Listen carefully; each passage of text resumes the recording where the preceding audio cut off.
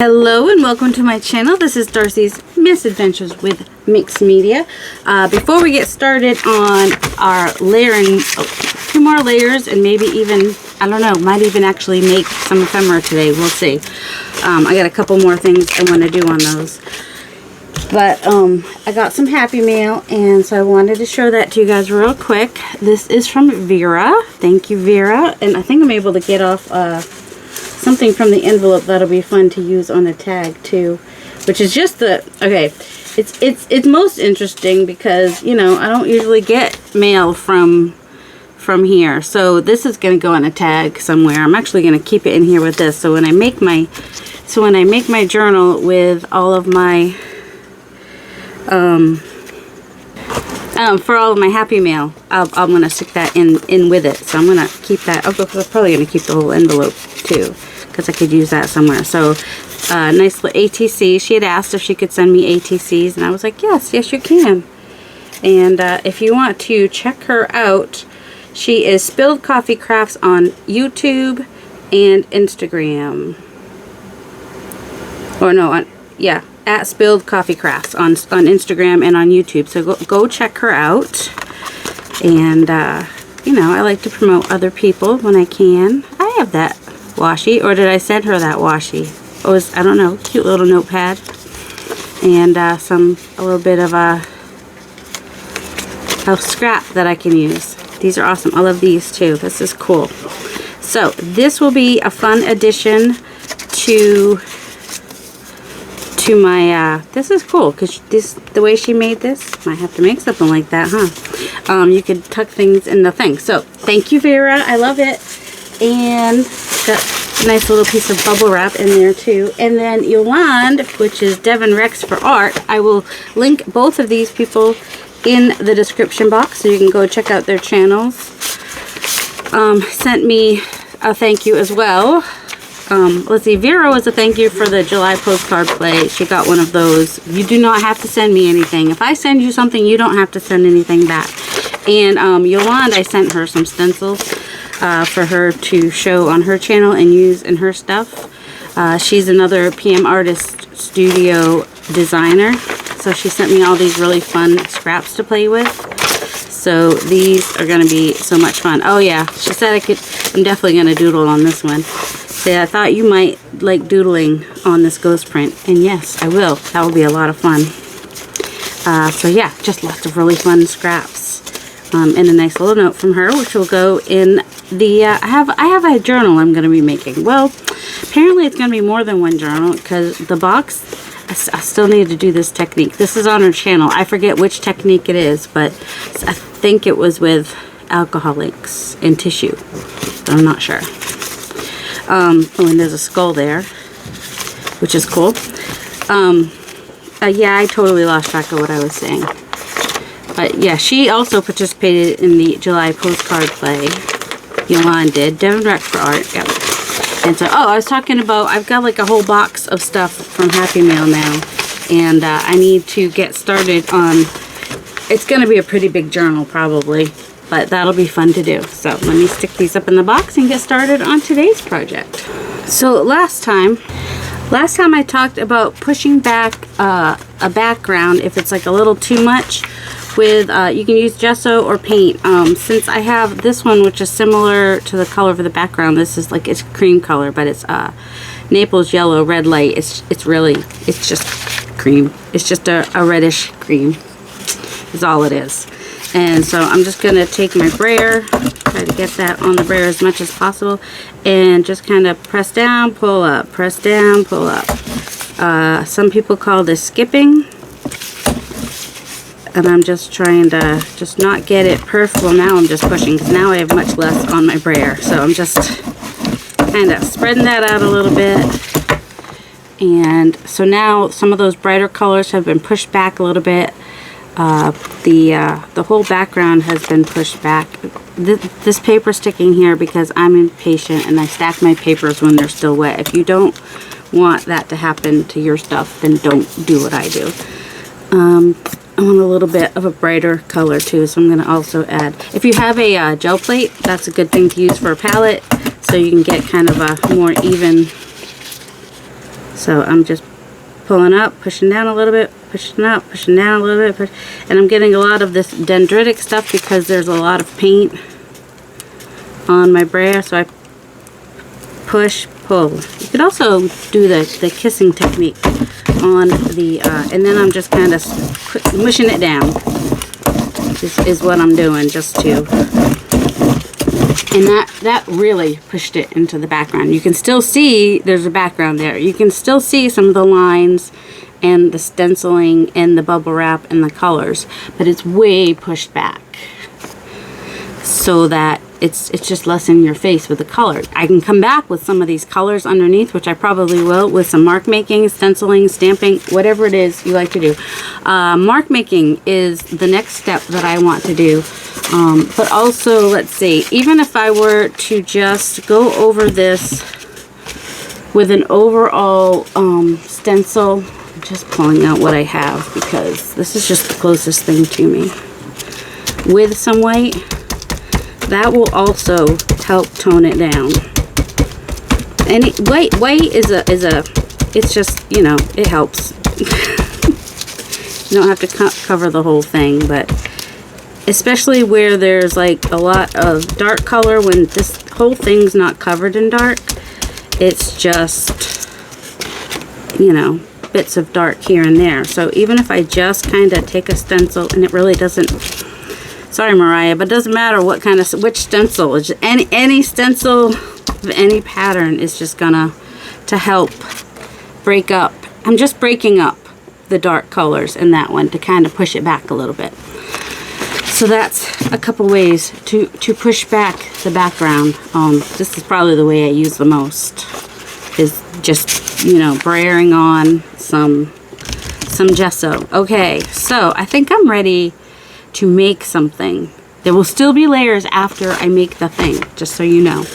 So let's see, this one I didn't love the colors, but if you remember, I said it would make some great leaves. So you could die cut the leaves, or you can even just stamp and fussy cut the leaves. I don't have any, PM Artist Studio doesn't have any leaf stamps yet, but they will, believe me, because I just designed some. So at some point there will be, but for now I'm going to use what I've got.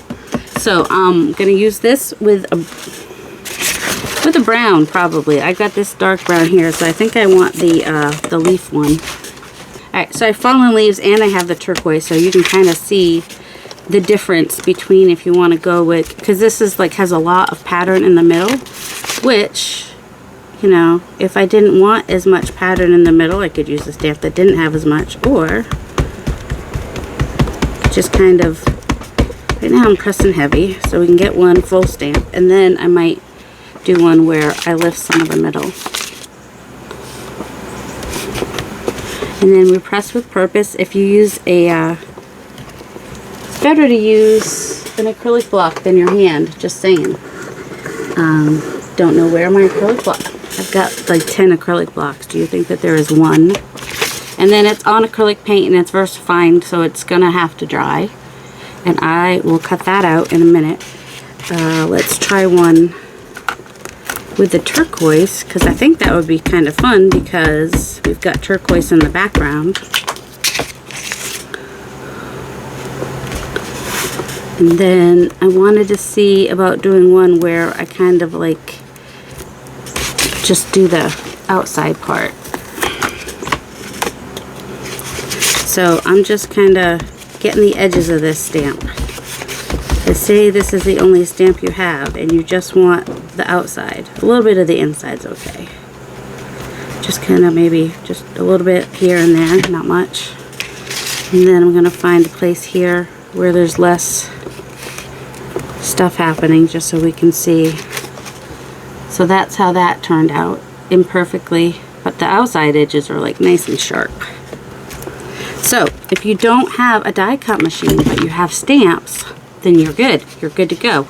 Just stamp your stamps and cut them out. Or if you don't have stamps and you have a pen, preferably permanent, you can draw your leaves. You can draw anything This is just my little sketchy leaf, so I can draw that and cut it out and use it somewhere. Another leaf that I kind of like to make is just a funky little, it's kind of a, sometimes I add those little things afterwards because I forget. It's hard. It's easier if you have like your lines drawn already to add those little squiggly bits, but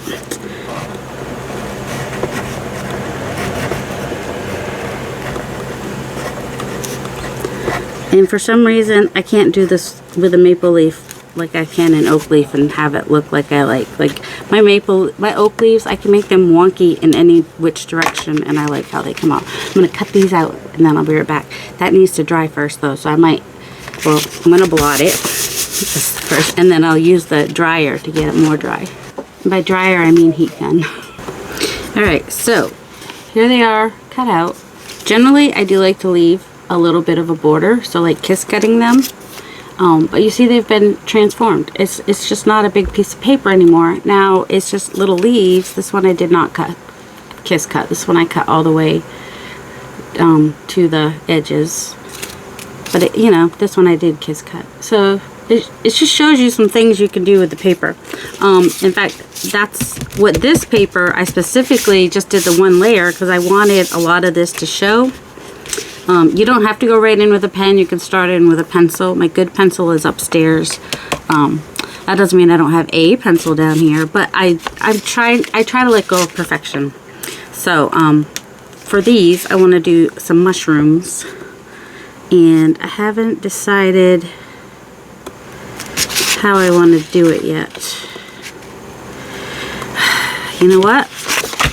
I don't want to see where I do it because I'm overthinking it. So on the back here, so there, this way, if I mess up, it's not a big deal. I'm just gonna go ahead and make some mushrooms. It's just a half a circle and a thing. And you can even do the pieces separately. You don't have to do them together. And they can be tall, skinny mushrooms with a little skinny bottom. They could be a tall, skinny mushroom and a little wonky bottom and a big fat bottom. I think I do want them all to go in this direction.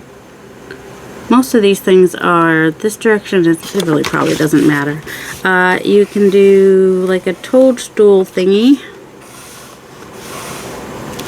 Like that.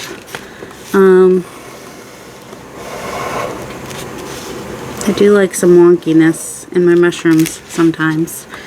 Let's see, some more fat ones. I don't have a lot of fat ones. I mean, I have a couple skinny ones, a couple fat ones. This one, let's do like a tall, skinny. And then in between here, I can go ahead and just do some tops and bottoms. Not waste any of our paper. Let's see. This one could be another toadstool type one. So yeah, you're just drawing wonky things and eventually they're going to become mushrooms. This could be a mushroom like this, or it could be like a really tall mushroom like that even. You know, have fun with it. Just kind of like that idea. Let's see. Kind of like the tall, funky, wonky mushroom idea. They don't have to be perfect. And then I'm gonna cut all this out.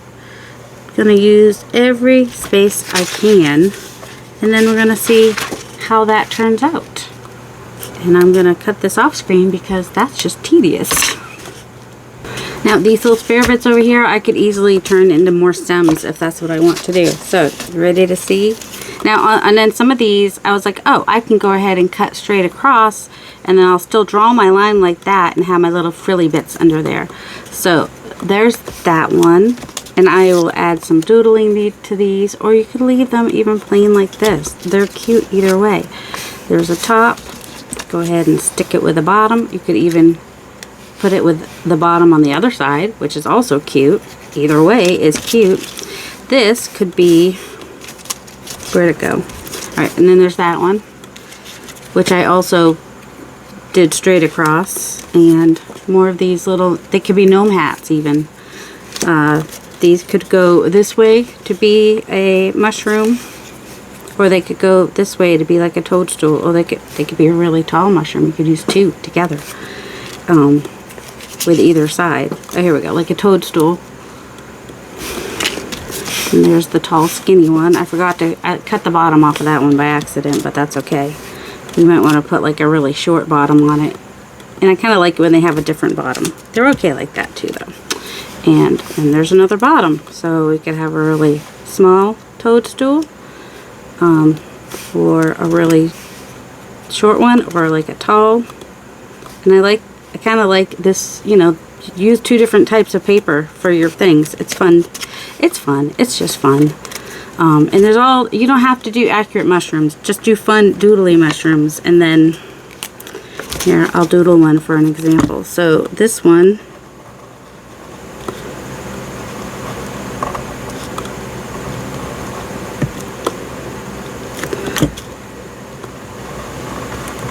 I just kind of like to outline them. I don't know exactly why I did this one the way I did, but you know. But outline them, and then if you like those little squiggly things I do, just kind of add some of those here and there. You can do it after you've drawn it. Just a little scribbly, just a little bit here and there. Just kind of adds a little something interesting. And you can leave it like that. This one doesn't have a lot of this background showing, unfortunately, but that's okay. I can go ahead and add some spots. And that will add some interest. However you like to do your spots, just have fun with it. You want to outline them? Outline them. That works too. It all works. You want to do stripes? Do stripes. Just have fun with it. There is talk that my funky mushrooms will become stamps at some point. Mariah is very, very busy right now, so we are giving her some grace at the moment. School's going on, and life, and just all different kinds of things. Sometimes I just do really weird, wavy, weird, wonky lines, because it's okay. You can do that. And then I don't like to get accurate with these, but if you wanted to get accurate with these, you could just kind of get your gills going out from the middle there. I think that's what those are called. I don't know. And I could leave this. See, I didn't draw it perfectly, so I could either leave that like that, or I could trim it up to be a little bit more even, like that. So honestly, that's what got me started making these papers. Is I was watching Laura, the half-assed crafter, making her collage bits, and also Deborah, my Vagabond Style, and I was like, I know I could do that in magazines. But then I also saw something on Instagram where somebody had used some painty paper. So all these ideas kind of like come together when I see a bunch of different things and my brain connects them in some degree. I'm probably not going to throw these away yet, because I could probably use them for something, even if I just take my my punches and cut small circles. That is always a possibility. You know, I've got this cuts like really small circles. What do I have here that's pretty small?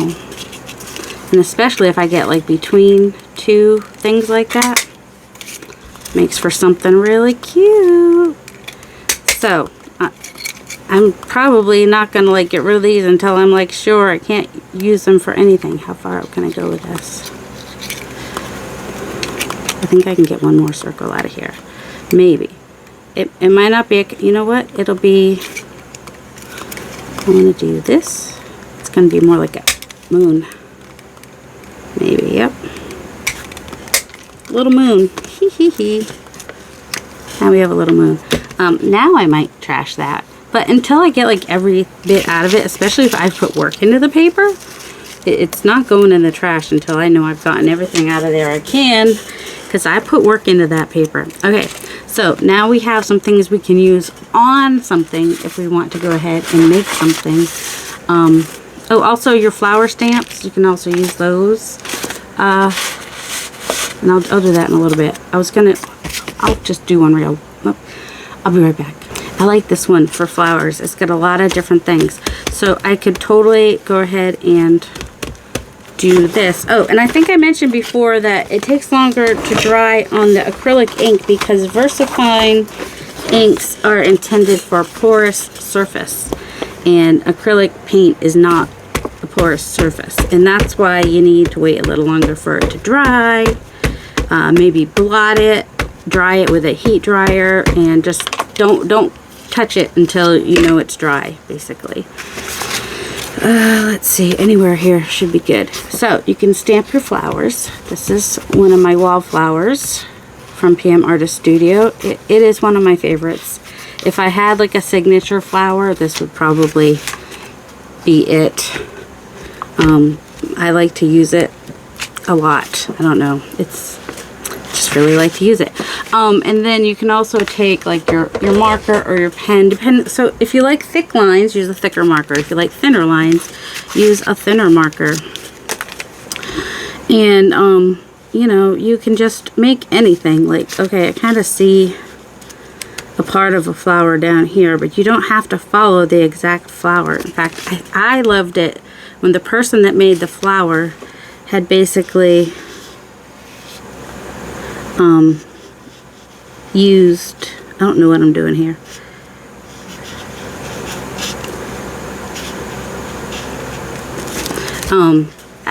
Somehow it's going to be a flower. Don't know how. This one might make more sense.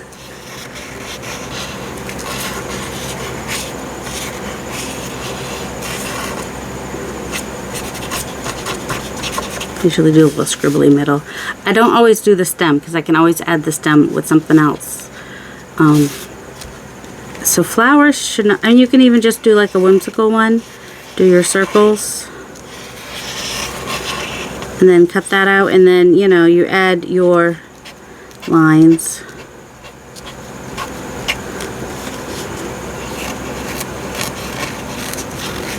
If you want to look wonky, don't make all your little bumpy things the same color if you want it to be wonky. I might add other things in a minute, and I might go ahead. So it's a little bit more whimsical if you try not to be perfect. Don't make them the same size, don't make them perfectly round, then they're a little bit more whimsical if you like the whimsical flowers. Also, if you're going to do it as a focal point, which a lot of these are going to be, you're probably going to want to make them, you know, fairly large.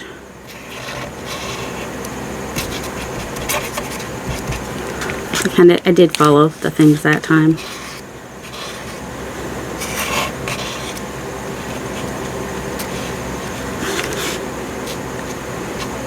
There we go. And, you know, the rest we can just cut out circles or whatever.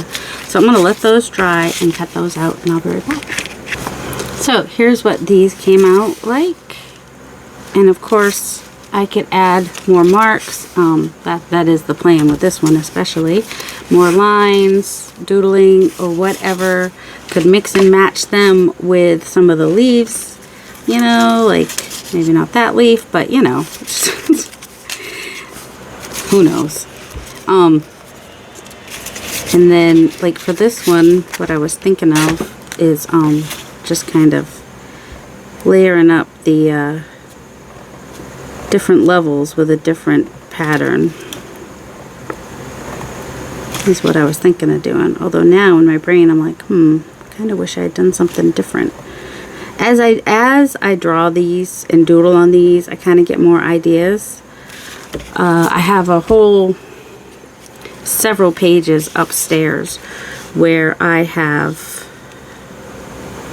just been drawing leaves and flowers just to give myself more ideas, and also it helps you to get better at it just by doing it. I'm just not magically able to draw. I'm able to do this because I practice, and I keep practicing. I honestly obsess about it. To be honest, I obsessively draw things for a while. And then we got our little pollinators in here. They're not going to come up perfectly, so that's actually, you know, the back of the flower, and then we have this kind of double row of petals in the front. It's kind of how that one worked out. This pen's not quite, are these the same size? Probably, yeah. These are both pans. Pans are my favorite for just drawing, but like for stuff like this, you kind of need like a thicker marker, although this one's a little thicker than I would like. That's why I'm not drawing my inside lines with it. Could do some silver, could bring in another color. Oh, there's a more narrow one.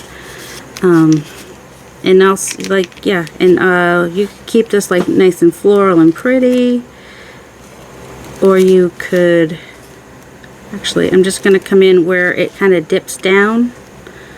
I'm just going to do 2 lines that kind of come in like that. And that just gives it a little bit more dimension. This one would be fun to kind of put like some colorful polka dots on, maybe. Like maybe even a contrasting color like this. And then I could even come in and outline them with black.